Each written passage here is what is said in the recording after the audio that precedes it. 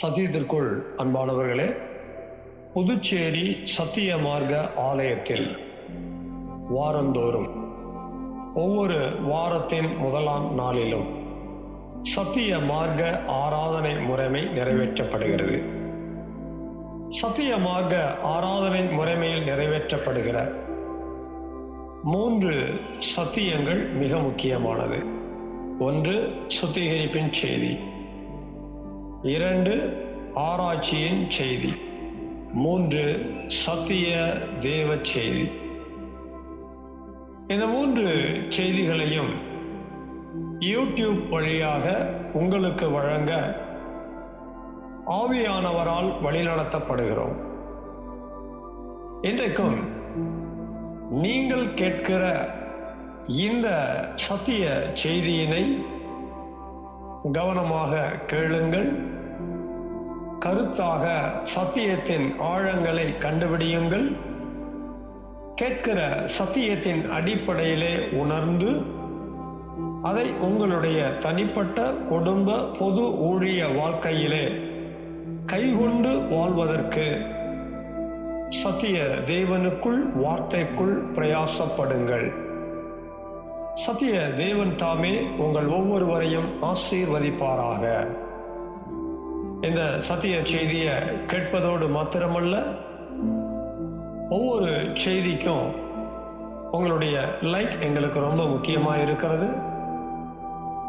அதுபோல உங்களுடைய கமெண்ட்ஸ் எங்களுக்கு தேவையாக இருக்கிறது. மேலும் இந்த சேனல் உங்களுடைய பயனுக்காக ஆரம்பிக்கப்பட்டிருக்கிறபடியால் சத்திய மார்க்க ஆலயம் புதுச்சேரி என்கிற இந்த சேனலுக்கு உங்களுடைய ஆதரவை தாருங்கள். சப்ஸ்கிரைப் செய்யுங்கள். சத்திய தேவனுக்கு மகிமை உண்டாவதாக. ஆமேன். புதுச்சேரி சத்திய மார்க்க ஆலயத்திற்கு சத்திய மார்க்க குடும்பத்தாராக வாரத்தின் முதலாம் நாளாகிய இன்றைக்கும் கூடி வந்திருக்கிறதான உங்கள் ஒவ்வொருவரையும் சத்திய தேவனாகிய பிதா, குமாரன், பரிசுத்த ஆவியானவருடைய தெய்வீக நாமத்தினாலே சத்திய அன்போடு கூட வாழ்த்தி வரவேற்கின்றேன். சத்தியத்திற்குள் அன்பானவர்களே, சத்திய மார்க்க ஆராதனை முறைமை என்பது 3 பகுதிகள், 7 சத்தியங்கள். முதல் பகுதி உட்பிரகாரம், 2 சத்தியங்கள் சுத்தம் பெறுவதற்காக. 2வது பகுதி பரிசுத்த ஸ்தலம், 3 சத்தியங்கள் நாம் பரிசுத்தம் பெற்றுக் கொள்வதற்காக. 3வது பகுதி மகா பரிசுத்த ஸ்தலம், அதிலே 2 சத்தியங்கள் நாம் மகா பரிசுத்தத்தை பெற்றுக் கொள்வதற்காக. இப்போதும் முதல் பகுதியாக இருக்கக்கூடிய உட்பிரகாரத்தின் 2 சத்தியங்களிலே முதல் சத்தியமாக இருக்கக்கூடிய கல்வாரி வெண்கல தொட்டிக்கு அடையாளமான சுத்திகரிப்பின் செய்தியை நாம் கேட்க இருக்கிறோம். நாம் கேட்கிற சுத்திகரிப்பின் செய்தியானது நம்முடைய ஆவியின் தன்மையை அறியவும், ஆத்தும நிலையை உணரவும், சரீரத்தின் குறைகளை குற்றங்களை கண்டுபிடிக்கவும் இந்த சுத்திகரிப்பின் செய்தியை கேட்க இருக்கின்றோம்.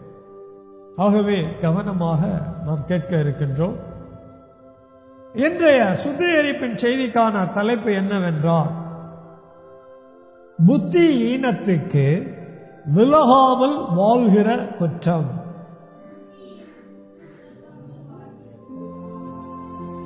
தலைப்பினை நாம் எழுதி கொண்டோமானால் வேத வசனங்களை எழுதிக் கொள்வோம்.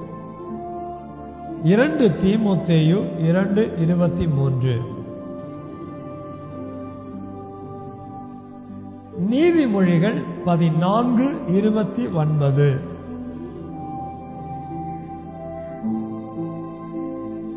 எபேசியர் 5:4, சங்கீதம் 69:5, கடைசி வசனமாக நாம் எப்போதும் குறித்துக் கொள்ளக்கூடிய சங்கீதம் 73:13. சத்தியத்திற்குள் அன்பானவர்களே, சுத்திகரிப்பின் செய்தியினுடைய தலைப்பினை நாம் முதலாவது விளங்கிக் கொள்ள வேண்டும். புத்தி ஈனத்துக்கு விலகாமல் வாழ்கிற குற்றம்.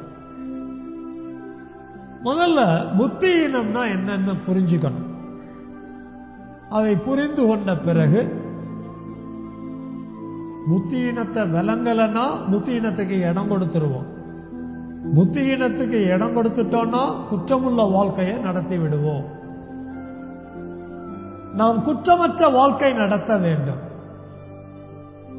கடந்த நாட்களிலே குற்றமற்ற வாழ்க்கை நடத்த வேண்டிய நாம் புத்தி ஈனத்தோடு வாழ்ந்து, புத்தி ஈனத்துக்கு விலகாம புத்தி ஈனத்தோட வாழ்ந்து குற்றமுள்ள வாழ்க்கையை நடத்தி இருக்கிறோமா என்பதை கண்டுபிடிக்க இருக்கிறோம். வாரம் ஒரு முறை ஏதாவது ஒரு குற்றத்தை குறித்து தெய்வம் நம்மோடு பேசிக்கொண்டே வருகிறார். ஒவ்வொரு குற்றத்தையும் நாம் அறிந்து உணர்ந்து அந்த குற்றத்தை நம்முடைய வாழ்க்கையிலே செய்யாமல் வாழ நாம் சுத்திகரிப்பு செய்தியை கவனமா கேட்கணும். ஒருவேளை இன்னைக்கு நம்ம கேட்கிற இந்த குற்றத்தை மட்டும் இல்லாம கடந்த நாட்கள்ல என்னெல்லாம் குற்றங்களை செஞ்சோங்கிறத கண்டுபிடிக்கவும் இந்த குற்றம் ஒரு தேவையா இருக்கிறது. முதல்ல புத்தியினம்னா என்னன்னு விளங்கிக் கொள்ள இருக்கிறோம். புத்திமானாக தேவன் வாழ விரும்புகிறார்.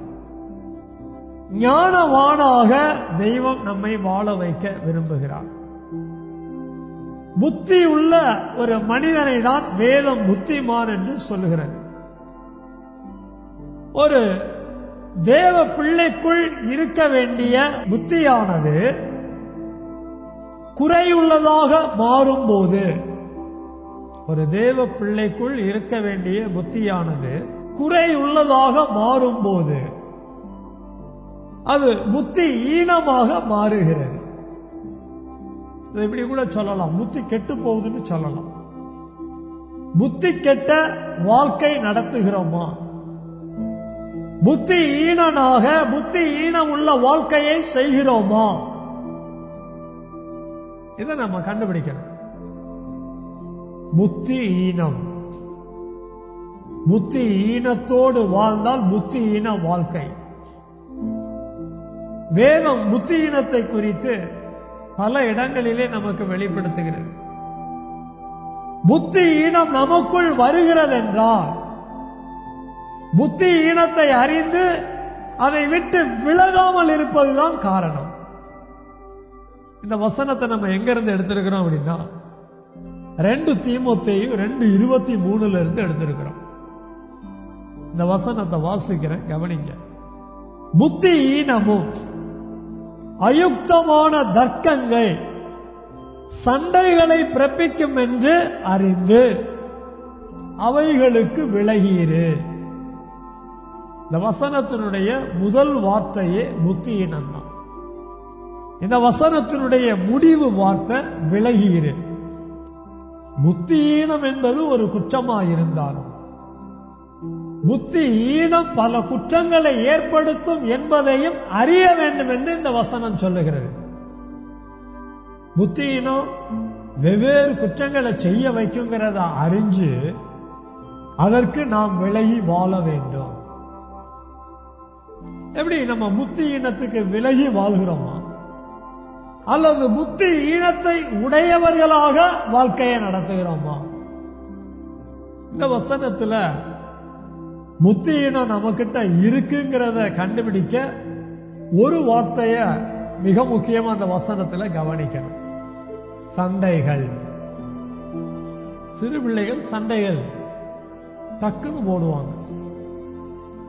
எடுத்த எடுப்புல மற்ற குழந்தைகளோட மற்ற பிள்ளைகளோட டக்குன்னு சண்டை போடுற ஒரு பழக்கம் உண்டு. சிறு பிள்ளைகள் சண்டையெல்லாம் போடலாமா வேண்டாமா அப்படிங்கறதையெல்லாம் யோசிக்கிறது இல்லை.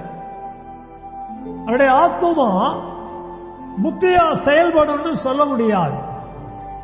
சின்ன சின்ன காரியத்துக்கெல்லாம் உடனடியா சண்டை பிடிக்கக்கூடிய ஒரு மனது இருக்கும். டக்குன்னு சண்டை போட்டுருவாங்க. சண்டை போடுற ஒரு செயலுக்குள்ள ஈடுபடுத்திடுவாங்க. தேவ ஜனமாக நாம் நம்முடைய குடும்பத்துல, நம்ம வேலை செய்யக்கூடிய இடங்கள்ல, நாம இருக்கக்கூடிய பொது இடங்கள்ல, ஏன் சபையில சண்டைகள் போடக்கூடிய நபராக காணப்படுகிறோமா? சண்டைன்னா அதிகமா விலைக்கு சொல்லணும்னு அவசியம் இல்லை. நல்லாவே புரியும். சண்டைக்கு போறோம், சண்டை பண்றோம். எதிராளி கிட்ட சண்டைக்கு போவாங்க. ஆனா கூட பிறந்தவங்க கிட்ட, குடும்பத்தில் இருக்கிறவங்க கிட்ட, சக மனிதர்களிடத்துல, சக விசுவாசிகளிடத்துல சண்டைக்கு போகக்கூடிய ஒரு நிலைமையில நம்ம இருக்கிறோம் அப்படின்னா, நம்முடைய சரீரம் அப்படிப்பட்ட கிரியைகளை உடனடியா டக்கு டக்குன்னு செய்யுது அப்படின்னா, நம்முடைய கிரியைகளிலே புத்தி ஈனம் ஒளிந்திருக்கிறது என்பதை நாம் புரிந்து கொள்ள வேண்டும். மட்டும் சண்டைக்கு வந்துடுவாங்க. யாரு என்னன்னு பார்க்க மாட்டாங்க. சின்னவங்க பெரியவங்க, நியாயம் இருக்கு நியாயம் இல்லை, எதையுமே பார்க்க மாட்டாங்க. நம்ம சண்டை போடலாமா போடக்கூடாதா, நம்ம சண்டை போடுறது நல்லதுக்கா கெட்டதுக்கா, நம்ம சண்டை போடுறது எதுக்கு, எதையுமே கண்டுபிடிக்க மாட்டாங்க. தனக்கு பிடிக்கலன்னா, தனக்கு பாதிக்குதுன்னா, தனக்கு ஒரு நஷ்டம் வருதுன்னா, தனக்கு ஒரு அவமானம் வருதுன்னா, நமக்கு ஒரு இழப்பு வருதுன்னா, ஏதோ ஒண்ணு தனக்கு பிடிக்காத ஒண்ணு நேரிடும் போது உடனே சண்டை போடக்கூடிய ஒரு குணம், அதான் புத்தியினம். ஏதோ ஒன்று நடந்து போச்சு, அது நல்லதாகவும் இருக்கலாம் கெட்டதாகவும் இருக்கலாம், அடுத்து நம்ம எப்படி நடந்துக்கணும், இதுல என்ன செய்யணும் அப்படிங்கிறத கண்டுபிடிக்கக்கூடிய புத்தி இல்லாம உடனடியா சண்டைக்கு போறதும் சண்டை பண்றதும் நம்முடைய புத்தியினத்தை விளங்க பண்ணுகிறதா இருக்குதே ஒழிய அதை விட்டு விலகிற மாதிரி தெரியல. எத்தனை நேரங்கள் கணவன் மனைவி கிட்ட, மனைவி கணவன் கிட்ட ஏதாவது ஒரு காரியமா சண்டை பண்ணக்கூடிய ஒரு நபரா இருக்கிறோம். அதை விடுறதே கிடையாது. திரும்ப திரும்ப திரும்ப அந்த காரியத்துல சண்டை பண்ணக்கூடிய ஒரு நபரா இருக்கிறோம். சண்டை யாரிடத்திலே கிரியையாக காணப்படுகிறதோ அந்த நபருடைய செயல் புத்தியினமான செயல் என்பதை நாம் விளங்கிக் கொள்ள வேண்டும். இது என்னிடத்துல இருக்கிறதா, இந்த குணம் நம்ம கிட்ட இருக்கிறதா, இந்த புத்தியினமான கிரியைகள் நம்ம இடத்துல இருக்கிறதா என்பதை நாம் கண்டுபிடிக்கணும். அதுல இன்னொரு வார்த்தை அயுக்தமான தர்க்கங்கள் எழுதி இருக்கிறது. இதெல்லாம் தனித்தனியா பார்க்க வேண்டியதான இன்னொரு ரகசியங்கள். அயுக்தமான தர்க்கங்கள் என்பது பேச்சோடு தொடர்புடைய காரியங்கள். பேச்சில் இருக்கிறதான புத்தியினம். இதை நாம விளங்கிக்கதான் அடுத்தடுத்த வசனங்கள்ல இதை நம்ம பார்க்க இருக்கிறோம். முதல் வசனத்துல மிக முக்கியமா புத்தியினமான செயல் நம்ம கிட்ட இருக்கா இல்லையா, சண்டை பண்ணக்கூடிய சுபாவம் இருக்குதா இல்லையா. இருக்குது அப்படின்னா புத்தியினமா நடக்கிறோம், நம்ம மனம் திரும்பணும். எந்த காரணத்தை கொண்டும் நாம் சண்டை பண்ணக்கூடியவர்களாக வாழக்கூடாது. அப்படி வாழ்ந்தோம்னா அங்க புத்தியினம் இருக்குங்கிறத விளங்கிக்கணும். இந்த புத்தியினத்தை விட்டு விலகக்கூடியவர்களா இன்னைக்கு மனம் திரும்பணும். அடுத்தபடியா நீதிமொழிகள் 14:29 முற்கோபியோ புத்தியினத்தை விளங்க பண்ணுகிறான். முற்கோபம் யாரிடத்திலே இருக்கிறதோ அந்த நபரை தான் வேதம் முற்கோபி என்கிறது. ஏதாவது ஒண்ணுன்னா அதை தீர என்னான்னு பார்க்கறது இல்லை. உடனடியா மனசுக்குள்ள கோபம் வருதா, உடனடியா மனசுக்குள்ள கோபம் வருதா, ஏதாவது ஒரு காரியத்துல உடனடியா கோபம் வருதா? சின்ன பிள்ளைங்க பாத்தீங்க அப்படின்னா 2-3 பிள்ளைகளை உட்கார வச்சிருப்போம். ஏதாவது ஒரு ஸ்நாக்ஸோ அல்லது பிடிச்சமான உணவையோ கொடுக்கும் போது முதல்ல யாருக்காவது ஒருத்தர் கொடுத்திருப்போம். அதை பார்க்கிற இன்னொரு பிள்ளை என்ன பண்ணோம், எனக்கு முதல்ல கொடுக்காம எதுக்கு அங்க கொடுத்த? உடனே மனசுல கோபம். சபையில கூட பாருங்க, ஒருத்தரை கொஞ்சம் உயர்வா பேசிட்டு இன்னொருத்தரை 2வது பேசிட்டோம் அப்படின்னா என்னைய முதல்ல பேசல, அவங்கள தானே பேச. இப்படி ஏதோ ஒரு காரியத்தை வச்சு உடனே முற்கோபம். முற்கோபம் என்பது காரியம் என்னதென்று கண்டுபிடிக்காமல் முன்கூட்டியே ஒரு எதிர் எண்ணம் உண்டாவது, அதான் முற்கோபம். அப்படியெல்லாம் நம்ம யோசிக்கலாமா? அப்படியெல்லாம் சிந்திக்கலாமா? அப்படியெல்லாம் கிடையாது. ஒரு வார்த்தையை சொன்னா அதை ஏன் சொல்றாங்க அப்படிங்கறதெல்லாம் புரிஞ்சுக்கிறது கிடையாது. டக்குன்னு கோபம், நேரம் இல்ல, அவசரம், இப்படியா இவ்வளவு நேரம் பண்றது, சீக்கிரம் செய்யறது இல்லையா அப்படின்னு வீட்டுல கணவன் மனைவிட்ட சொல்லிட்டாங்கன்னா, இப்ப என்ன அவசரமா கிளம்பி எங்க போய் என்ன பண்ண போறீங்க? இவர் இவ்வளவு நாள் வேலை செஞ்சதெல்லாம் பெருசா என்னத்தை சாதிச்சிட்டாரு, எல்லாம் மனசுக்குள்ள ஓடும். இப்ப இதை சீக்கிரமா செஞ்சு கொடுத்துட்டா உடனே இவரு பெருசா தாளிச்சிட போறாரு, எல்லாம் மனசுக்குள்ள ஓடும். முற்கோபம். மனைவியை குறித்து கணவனுக்கு பல விதங்கள்ல முற்கோபம். கணவன் வீட்டுக்குள்ள வருவாரு, மனைவி ஒரு அவசர தேவைக்கு எதையாவது கேட்பாங்க. இப்பதானே வர்றேன், வந்த உடனே அதையும் இதையும் சொல்லி நொச்சு நொச்சுன்னு எதையாவது சொல்லிக்கிட்டு இருக்காங்க, போ அப்படின்னு சொல்லி மனைவி கிட்ட அந்த முற்கோபத்தை காமிக்கிறது. அதெல்லாம் எங்க இருக்குன்னா ஆத்துமால உண்டாகிறது. முற்கோபம் ஆத்துமால இருக்குது அப்படின்னா புத்தியினம். ஏங்க சபைக்கு லேட்டா வந்தீங்க? ஐயோ இதை கேட்கலன்னா பாஸ்டருக்கு பொறுக்காத, நான் எப்படியோ வர்றேன்ல, எல்லாம் மனசுல ஓடும். ஏன் உபவாச கூட்டத்துக்கு வரல? ஏன் நிலைமை, நான் வர முடியல. வெளியே எல்லாம் வாய் திறந்து பேசுறது கிடையாது, மனசுக்குள்ள இருக்கும். முடிஞ்சா வரமாட்டாங்களா, வேற கேள்வி கேட்கணுமா, ஏன்னா இப்படியோ எல்லாம் கேட்டுக்கிட்டே போட்டு தொல்லை ஒன்றியோ மனசுக்குள்ள அந்த முற்கோபம். இப்படி ஏதாவது ஒரு காரியமா மனசுக்குள்ள அவசரப்பட்டு கோபம் வருதா, முற்கோபம். இந்த முற்கோபத்தை தான் வேதம் புத்தியினம்னு சொல்லுது. சரீரத்துல சண்டை பண்றது புத்தியினம். ஆத்துமால ஒரு காரியத்தை ஏற்றுக்கொள்ளாம அல்லது ஒரு காரியத்துக்கு இடம் கொடுக்காம ஒன்றை பிடிக்காம உடனடியா கோபத்தை ஏற்படுத்திக்கிறது தான் முற்கோபம். அந்த முற்கோபம் தான் புத்தியினம். என்கிட்ட சண்டை பண்ற சுபாவம் இல்ல, என்கிட்ட முற்கோபம் இல்ல, அப்படி எல்லாரும் எல்லா நேரங்களையும் சொல்ல முடியாது. ஏதோ விதங்கள்ல இருக்கதான் செய்யுது. இதெல்லாம் புத்தியினம்னு சொல்லி அறிஞ்சு அது மேலும் வெவ்வேறு விதமான குற்றங்களை எல்லாம் என்னிடத்துல உண்டாக்குங்கிறதெல்லாம் கண்டுபிடிச்சு அவைகளுக்கு விலகி வாழ்வதற்கு எப்படியாகிலும் புத்திமானா மாற வேண்டாமா? இந்த வசனத்திலே சாந்தத்தை பத்தி எழுதி இருக்கு. புத்திமான் நீடிய சாந்தம் உள்ளவன்னு சொல்லுது. ஏதாவது ஒண்ணுன்னா எனக்கு சாந்தம் வேணுமா இல்ல முற்கோபம் வேணுமா? என் ஆத்துமால சாந்தத்தை வச்சிருக்கிறேனா இல்ல முற்கோபத்தை வச்சிருக்கிறேனா? புத்திமானா சாந்தத்தோட வாழ்க்கையை நடத்துறானா இல்ல புத்தி ஈனத்தோடு என்னுடைய மனதிலே முற்கோபத்துக்கு இடம் கொடுத்து வாழ்க்கையை நடத்துறானா? சாந்தத்துக்கு விலகி இருக்கிறோம், முற்கோபத்துக்கு இடம் கொடுத்து இருக்கிறோம். முற்கோபத்துக்கு இடம் கொடுத்து எப்படி எப்படி எல்லாம் நடந்துக்கிறோம். தனிப்பட்ட வாழ்க்கையில் எப்படி இருக்கிறோம், குடும்ப வாழ்க்கையில எப்படி இருக்கிறோம், பொது வாழ்க்கையில எப்படி இருக்கிறோம், எல்லா இடங்கள்லயுமே ஆத்துமால முற்கோபம் புத்தியினம் வேலை செய்யுது. அதற்கு விலகிறது இல்லை, அதுக்கு இடம் கொடுத்து வாழ்க்கையை நடத்தும். அடுத்த வசனம் எபேசியர் 5:4. அப்படியே வம்பும் புத்தியினமான பேச்சும் பரியாசமும் தகாதவைகள் ஸ்தோத்திரம் செய்தலே தகும் என்று எழுதியிருக்கிறது. கவனிங்க கவனிங்க, புத்தியீனமான பேச்சு, முதல்ல புத்தியீனமான செய்க சண்டைன்னு பார்த்தோம். ரெண்டாவது புத்தியீனமான எண்ணம், அதான் முற்கோபங்கிறத பார்த்தோம்.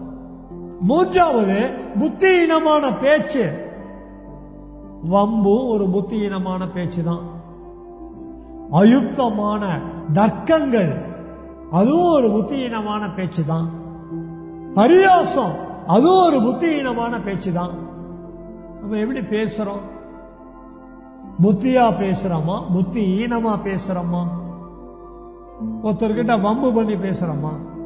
ஒருத்தர்கிட்ட எதெடுத்தாலும் தர்க்கம் பண்ணி பேசுறோமா? ஒருத்தர்கிட்ட எப்ப பார்த்தாலும் பரியாசம் பண்ணி பேசுறோமா?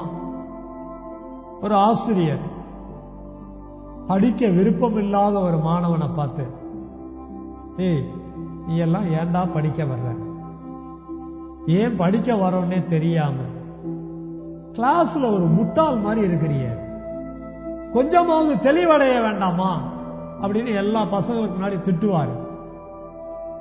இது பரியாசம் கிடையாது. எத்தனை தடவை சொல்லிக் கொடுத்தாலும் உனக்கு கணக்கே வராதுடா, முட்டாள்டா. இதே ஆசிரியர் சொன்னா கூட அது பரியாசம் தான். இந்த மாதிரி முட்டா பைய வரான் பாரு.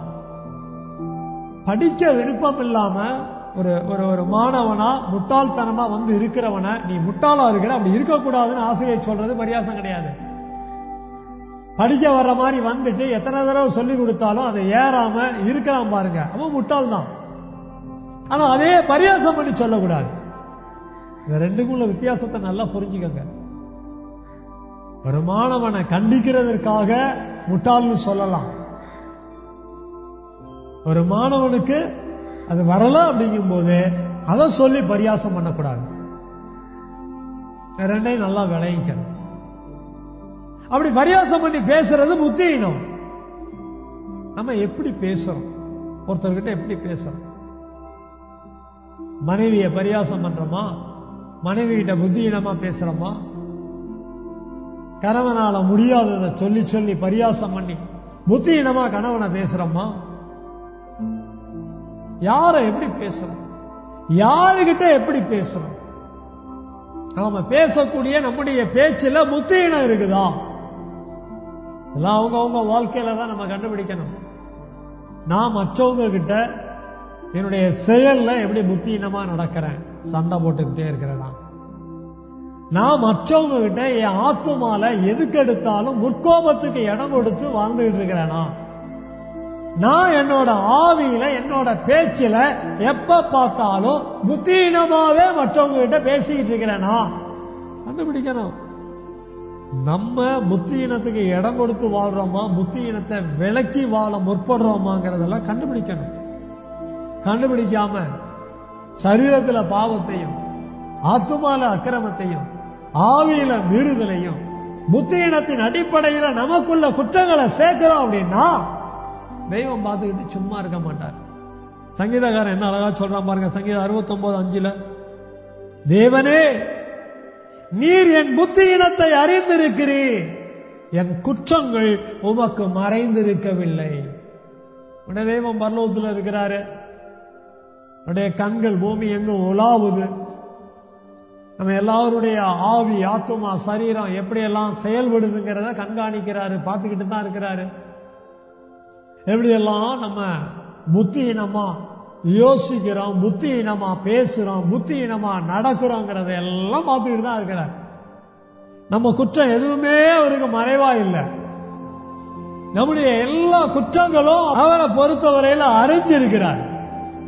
நம்முடைய புத்தியின அக்கிரமங்களை, நம்முடைய புத்தியினமான மீறுதல்களை, நம்முடைய புத்தியினமான பாவங்களை நம்முடைய தெய்வம் அறிஞ்சிருக்கிறார்.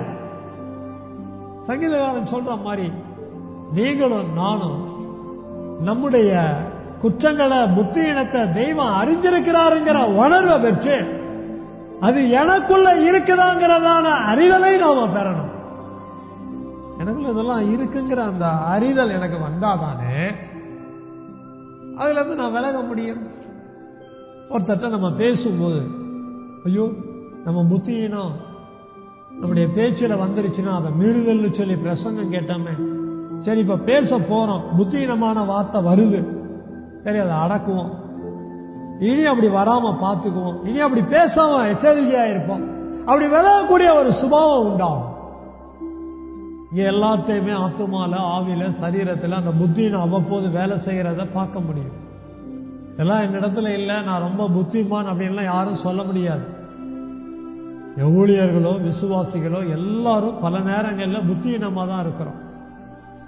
இன்னைக்கு தெய்வம் நமக்கு அதை விட்டு விலகணுங்கிறத சொல்லிக் கொடுக்கிறார். சங்கீதக்காரன் சொல்றான் பாருங்க, நான் விருதாவாகவே என் இருதயத்தை சுத்தம் பண்ணி குற்றம் இல்லாமையில என் கைகளை கழுவினேன். சும்மா எல்லாம் இல்லைங்க, என்கிட்ட குற்றங்கள் எல்லாம் நிறைய இருக்குங்க. ஒத்துக்கிறான். தன்னுடைய குற்றங்களை ஆத்துமால இருக்கு, ஆவியில இருக்கு, சரீரத்தில் இருக்குங்கிறத ஒத்துக்கிறான். ஒத்துக்கிட்டு என்ன சொல்றான் அப்படின்னா, அதை சுத்தம் பண்ணிக்கணும்னு சொல்றான். எங்க? குற்றம் இல்லாமையில. குற்றம் இல்லாம என்பது வெண்கல தொட்டியில. நாம கடந்த நாட்கள்ல நமக்குள்ளாக புத்தியினத்துக்கு இடம் கொடுத்து, அதை விட்டு விலகாம அதுக்கு இடம் கொடுத்து, எண்ணங்கள்லயோ வார்த்தைகள்லையோ கிரியைகள்லையோ புத்தியினமான செயல்பாடுகளை ஈடுபட்டு இருந்தோம் அப்படின்னா அவைகள் நம்மை குற்றமுள்ளதாக அசுத்தமுள்ளதாக மாற்றி இருக்கும். அதிலே நாம் நம்மை சுத்தம் பண்ணிக்கொள்ள கல்வாரி வெண்கல தொட்டி அண்டையில குற்றம் இல்லாமையிலே. கல்வாரி வெண்கல தொட்டியை ஏன் குற்றம் இல்லாமைன்னு சொல்றோம்னா, கல்வாரி வெண்கல தொட்டி அண்டையில நாம ஏன் சேரணும் அப்படின்னா, கல்வாரி வெண்கல தொட்டி ஆகிய கல்வாரி சிலுவையில தான் கர்த்தராகிய இயேசு கிறிஸ்து நம்முடைய குற்றங்களை அவர் சுமந்து கொண்டு அவருடைய குற்றமற்ற, குற்றம் இல்லாமை என்கிற அவருடைய குற்றமற்ற ஜீவனை கொடுத்திருக்கிறார். அதுல கழுவப்பட நம்ம எல்லாரும் எழும்பி நின்று நம்முடைய கண்களை மூடுவோமா? சிறு பிள்ளைகள், வாலிப பிள்ளைகள், சகோதரிமார்கள், சகோதரர்மார்கள், ஊழியர்கள் எல்லாருமே கல்வாரி வெண்கல தொட்டி அண்டையில எழும்பி நிற்போம். எதுக்காக எழும்பி நிற்கணும்? என்னிடத்தில் இருக்கிற குறைகள், குற்றங்கள், அடிமைத்தனங்கள் என்னங்கிறத தெய்வம் உணர்த்த, கண்டுபிடிக்க நம்ம எழும்பி நிற்கணும்.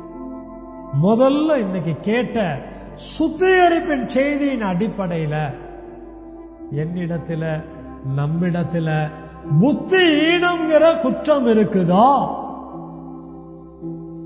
சங்கீதக்காரன் சொல்லுகிறான், என்னை உணர்த்தும். ஒவ்வொரு தேவ பிள்ளையினுடைய ஆத்துமாலையும் புத்தியினம் வர வாய்ப்பு இருக்கு. ஒவ்வொரு தேவ மனிதனுடைய ஆவியிலும் புத்தியினம் வர வாய்ப்பு இருக்கு. ஏன்?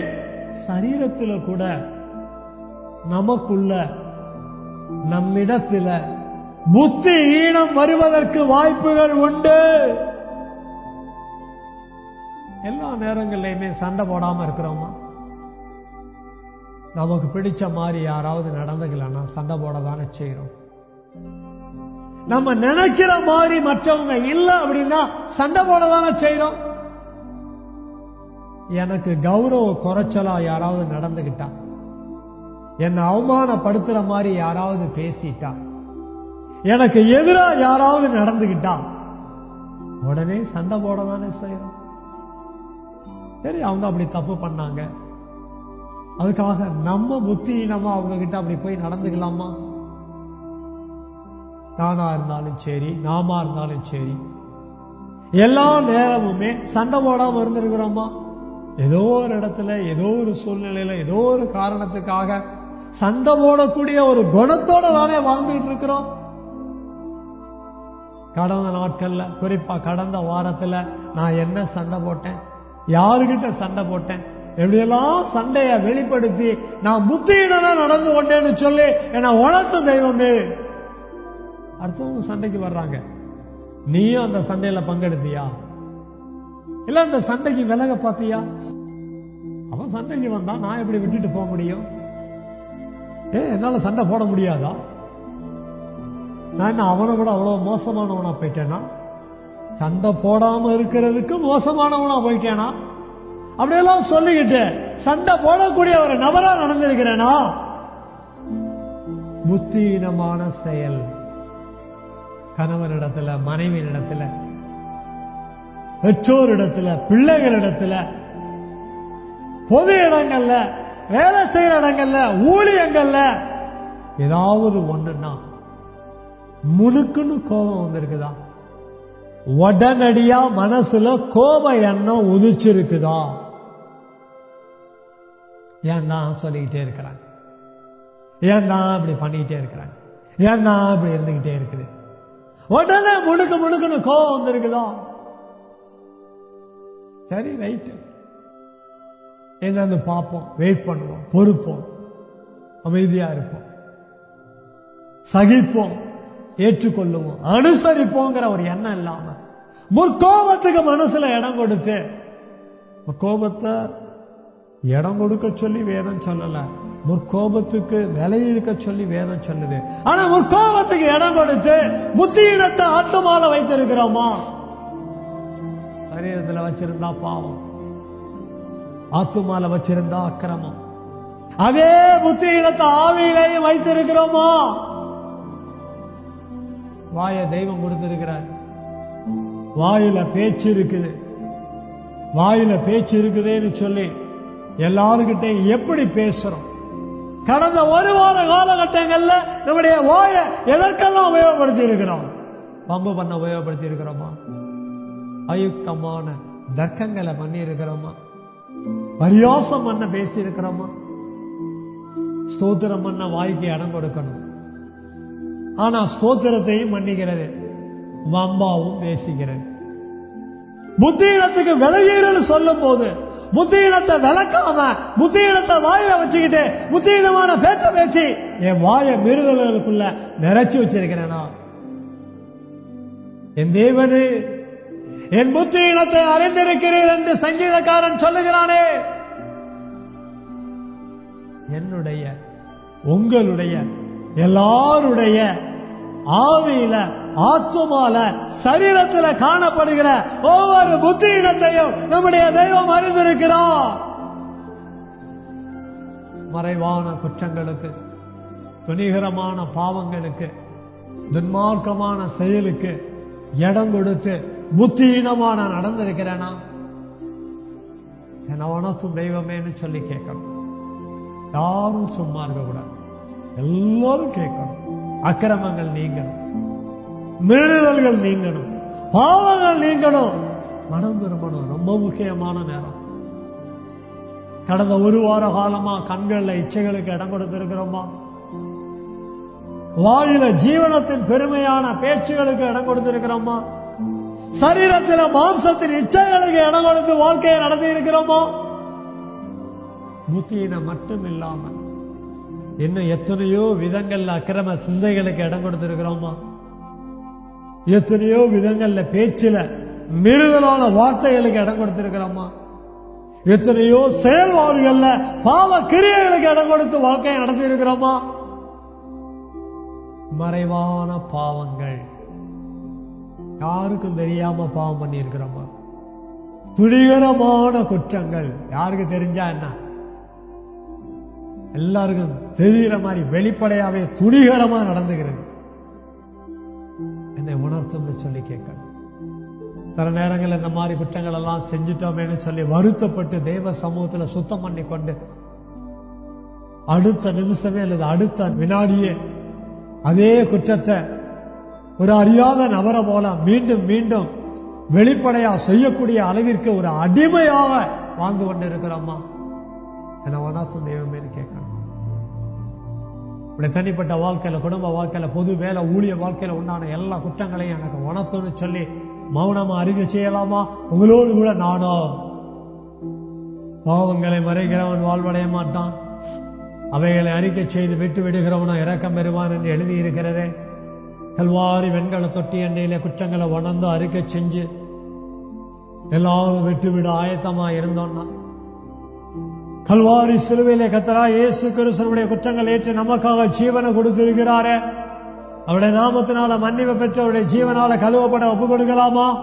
ஒப்பு கொடுக்கிற ஒவ்வொருவருக்காகவும் செபிக்க இருக்கின்ற சத்திய தோப்பன், சத்திய குமாரனே, சத்திய ஆவியானவரை சுத்திகரிப்பின் செய்தியை கேட்டு நாங்க மனம் திரும்பி இருக்கிறோம். எங்க எல்லாருடைய குற்றங்கள குறைகளை எல்லாம் உணர்ந்து அறிக்கை செஞ்சிருக்கிறோம். கல்வாரி வெண்கல தொட்டி எண்ணெயிலே கழுவப்படக்கூடிய இருக்கிறோம். இயேசு கிறிஸ்துவின் நாமத்தினால என்னை எங்களை மன்னிக்கும்படி செபிக்கிறோம். அவர் எங்களுக்காக கல்வாரி சிலுவையில கொடுத்த குற்றமற்ற மாசற்ற விளையேற பெற்ற ஜீவ ஆவி ரத்தம் ஜலத்தினால எங்களுடைய வார்த்தைகளை, எண்ணங்களை, கிரியைகளை கழுவும் படிச்சு எபேசியர் 5:26 1 படி உடைய சத்திய வசனத்தினாலும் எங்கள் ஒவ்வொருவரையும் சுத்தமாக்கும் படிச்சு அதை வேண்டிக் கொண்டபடியே நீ செய்து விசுவாசிக்கிறோம். துதிகான மகிமையாற்றம் கொடுக்கிறோம். சத்திய இயேசுவின் நாமத்தில் சத்தியாவியம் துணையோடு கூட ஜெபிக்கிறோம். சத்தியம் உள்ள பிதாவே, ஆமென், ஆமென்.